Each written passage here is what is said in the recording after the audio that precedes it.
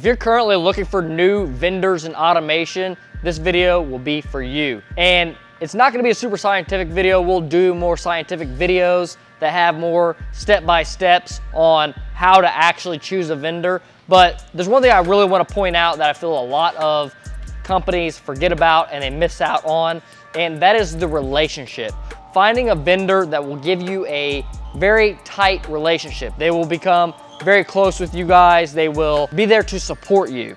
So one of the number one things that I see in our industry is that automation companies are not supporting the end customer, especially whenever it comes to after delivery. So they drop off the system, they do the installation, and maybe there's a couple pending items that are left open, and the automation company says, this is it, we're leaving, we're out of here. You see this over and over and over again, especially with the big companies.